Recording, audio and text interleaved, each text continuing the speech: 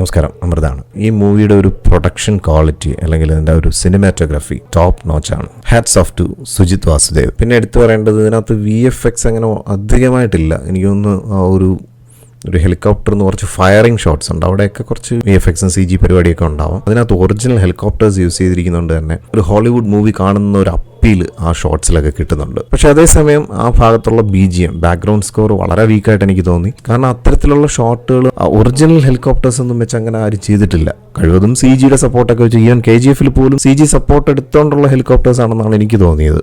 Sound scape രാജകൃഷ്ണനാണ് ഇതിന്റെ sound design ചെയ്തിരിക്കുന്നത്. അത് ഗംഭീരമായിട്ടുണ്ട്. സൗണ്ട് അറ്റ്മോസിൽ ഭയങ്കര ഒരു എഫക്റ്റ് വരുന്നുണ്ടായിരുന്നു. പക്ഷെ അവിടെയൊക്കെ ആ ഒരു BGM കൊടുക്കേണ്ട ഒരു സപ്പോർട്ട് അല്ലെങ്കിൽ ആ ഒരു എലിവേഷൻ എവിടെയൊക്കെ ലാക്ക് ചെയ്യുന്നുണ്ടായിരുന്നു. പിന്നെ ഈ സിനിമയുടെ തിരക്കഥ എനിക്ക് ഒട്ടും വർക്കായില്ല. ട്രെയിലർ കട്ട്സ് ഒക്കെ കണ്ടപ്പോഴത്തേക്ക് വളരെയധികം പ്രോമിസിംഗ് ആയിട്ട് തോന്നിയിരുന്നു.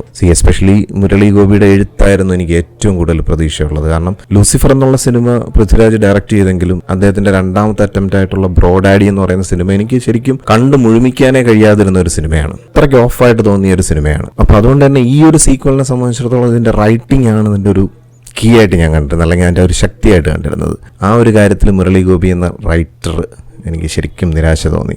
നമ്മൾ പൊളിറ്റിക്സ് സിനിമയിൽ ഡിസ്കസ് ചെയ്യുന്നത് ഓരോരുത്തരുടെയും ആവിഷ്കാര സ്വാതന്ത്ര്യം തന്നെയാണ്. അതിനൊരു സെറ്റയർ ഫോമാറ്റിലാണെന്നുണ്ടെങ്കിൽ ഇറ്റ്സ് ഇൻട്രസ്റ്റിംഗ്. ഈവൻ ഇതിനകത്ത് കുറച്ച് നല്ല കോമഡിയൊക്കെ ഉണ്ട്. അത് നമ്മുടെ ബൈജു ചേട്ടൻ ചെയ്യുന്ന കുറച്ച് കോമഡിയൊക്കെ ഒരു വളരെ കുറച്ചേ ഉള്ളൂ, പക്ഷെങ്കിലും അതൊക്കെ ഒരു രസം ഉണ്ടായിരുന്നു. പക്ഷെ അവിടെയും ചില എലിവേറ്റഡ് അല്ലെങ്കിൽ ഒരു ചില പർട്ടിക്കുലർ പോയിന്റിൽ ഒരു വാവ് ഫാക്ടർ വരണം, അല്ലെങ്കിൽ ഒരു രസം വരണം. ആ സാധനങ്ങളൊക്കെ എവിടെയൊക്കെ ഒന്ന് മിസ് ചെയ്ത് എനിക്ക് തോന്നി. അപ്പൊ അങ്ങനെ ഒരു സെറ്ററിക്കൽ ഫോമാറ്റിൽ തമാശ രൂപേണ പൊളിറ്റിക്സ് ഡിസ്കസ് ചെയ്ത് നമുക്ക് രസം ഉണ്ടാവും. പക്ഷെ അതേസമയം നമ്മൾ കാലങ്ങളായിട്ട് ഇപ്പോൾ വളരെ സന്തോഷമായിട്ടും വളരെ ഹാർമോണിയസ് ആയിട്ടും നമ്മുടെ രാജ്യത്ത് നമ്മൾ ജീവിച്ചു പോകുമ്പോൾ, എസ്പെഷ്യലി നമ്മൾ മലയാളികൾ, നമ്മൾ കേരളത്തിൽ വളരെ ശാന്തിയും സമാധാനത്തോടെയും ജീവിച്ചു പോകുന്ന ഒരു സമയത്ത് സിനിമയിൽ പൊളിറ്റിക്സ് ഡിസ്കസ് ചെയ്യുന്നതിനോടൊപ്പം സ്പർദ്ധയുടെ വിത്തുകൾ കൂടി പാകുന്നതിനോട് വളരെയധികം വിയോജിപ്പ് തോന്നി. അപ്പോൾ അതുകൊണ്ട് തന്നെ ഈ സിനിമയിലൂടെ വിതയ്ക്കുന്ന സ്പർദ്ധയുടെ വിത്തുകൾ സിനിമ മാത്രമാണെന്നുള്ള നിലയിൽ നമ്മൾ എടുത്തുകൊണ്ട് വളരെ ലാഘവത്തോടുകൂടി നമ്മൾ അതിനെ അവഗണിച്ച് കളയണമെന്നുള്ളതാണ് എല്ലാ മതസ്ഥരായിട്ടുള്ള എൻ്റെ നാട്ടിലെ സഹോദരന്മാരോട് പറയാനുള്ളത്.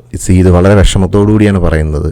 ഫിലിം മേക്കേഴ്സിന് അവരുടെ ആവിഷ്കാര സ്വാതന്ത്ര്യം എന്ന് പറഞ്ഞ് എന്ത് വേണോ നമുക്ക് സിനിമയിലൂടെ കാണിക്കാം. ഒരു പരിധിവരെ സെൻസർ ബോർഡ് അത് ട്രാക്ക് ചെയ്ത് കട്ട് ചെയ്യേണ്ടതാണ്. എങ്കിലും ഇതൊക്കെ ഒരു ആർട്ടിസ്റ്റ് എന്നുള്ള നിലയിൽ അവരുടെ തന്നെ സോഷ്യൽ റെസ്പോൺസിബിലിറ്റിയുടെ ഒരു ഭാഗമായിട്ടാണ് ഞാൻ ഇതിനെ കാണുന്നത്. അപ്പോൾ അതിൻ്റെ ഒരു ബ്രേക്കിംഗ് പോയിന്റ് ഒക്കെ അവർ ബ്രേക്ക് ചെയ്യുന്നത് പോലെയാണ് സിനിമ കണ്ടപ്പോൾ ഫീൽ ചെയ്തത്. പിന്നെ ലൂസിഫർ എന്ന സിനിമ കൊണ്ട് നിർത്തിയത് എംപുരാൻ എന്നുള്ളൊരു വലിയ സ്കെയിലിലോട്ടാണ്. അപ്പോൾ അതുകൊണ്ട് തന്നെ ഈ ഒരു ഇലുമിനാറ്റി അല്ലെങ്കിൽ ലോകം ഭരിക്കുന്ന നിഗൂഢ ശക്തികൾ എന്നൊക്കെ പറഞ്ഞപ്പോഴത്തേക്ക് ആ ഒരു നെക്സസിന്റെ ഒരു ഭാഗം, ഒരു കണ്ണിയാണ് അബ്രാം ഖുറേഷി എന്ന് വിചാരിച്ചു. പക്ഷെ അങ്ങനെയല്ല. അബ്രാം ഖുറേഷി എന്ന് പറയുന്ന ഒരു വലിയ ടീം ലീഡറാണ്.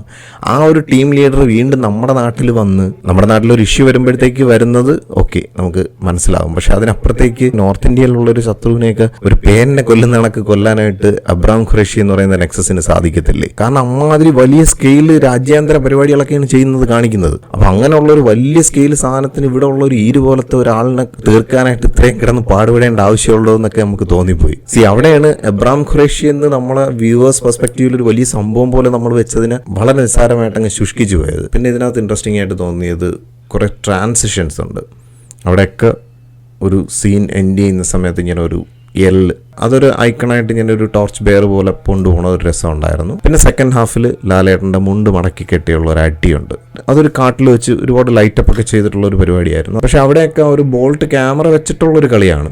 എന്തായാലും രസം ഉണ്ടായിരുന്നു. അവിടെ ഒരു ചെണ്ടയൊക്കെ വെച്ചിട്ടുള്ളൊരു BGM സ്കോറും കൂടെയൊക്കെ കൊടുത്തിട്ടുള്ളതുകൊണ്ട് ഒരു രസം ഉണ്ടായിരുന്നു. പിന്നെ ഈ സിനിമയുടെ തുടക്കത്തിലുള്ള സംഭവങ്ങളായിരുന്നാലും ഇതിനൊരു ഇമോഷണൽ കണക്റ്റ് എന്ന് പറയുന്നൊരു സംഭവമുണ്ട്. ആ ഒരു ഇമോഷണൽ കണക്റ്റ് വന്നാൽ മാത്രമേ ഈ കഥാപാത്രങ്ങൾക്കൊപ്പം നമുക്കും അവരോടൊരു സിമ്പതിയും അല്ലെങ്കിൽ അവരോടുള്ള ഒരു ഇമോഷൻസും ഒക്കെ നമുക്ക് ഷെയർ ചെയ്തുകൊണ്ട് ഒരു വ്യൂവർ ഈ സിനിമയായിട്ട് പൂർണ്ണമായിട്ട് കണക്റ്റ് ആവത്തുള്ളൂ. അപ്പൊ അത്തരത്തിലുള്ള ഒരു ഇമോഷണൽ കണക്റ്റ് എന്നിലെ പ്രേക്ഷകന് ഒട്ടും കണക്ട് ചെയ്യാൻ സാധിച്ചില്ല. ചിലപ്പോൾ മറ്റുള്ളവർക്ക് അത് സാധിച്ചെന്ന് വരാം. എനിക്കെന്തായാലും ആ ഒരു സാധനം കണക്റ്റായി കിട്ടിയില്ല, വർക്കായില്ല. അതുകൊണ്ട് തന്നെ ഈ മൂവിക്ക് ഞാൻ ഔട്ട് ഓഫ് 10 ഇതിൻ്റെ ഒരു ടെക്നിക്കൽ എഡ്ജ് കൺസിഡർ ചെയ്തുകൊണ്ട് അല്ലെങ്കിൽ ആ ഒരു state of the art making സ്റ്റൈലിനെ കൺസിഡർ ചെയ്തുകൊണ്ട് ഔട്ട് ഓഫ് 10 ഒരു 7 റേറ്റ് ചെയ്യുന്നു. ഇന്നലെ തന്നെ ഇതിൻ്റെ ഒരു ഹാങ് ഓവർ മാറ്റാനായിട്ട് നമ്മുടെ വീരാധീര സൂര സിനിമ കണ്ടു. വിക്രമിൻ്റെ മൂവിയാണ്. അതിൻ്റെ റിവ്യൂ ആയിട്ട് നമുക്ക് വീണ്ടും കാണാം.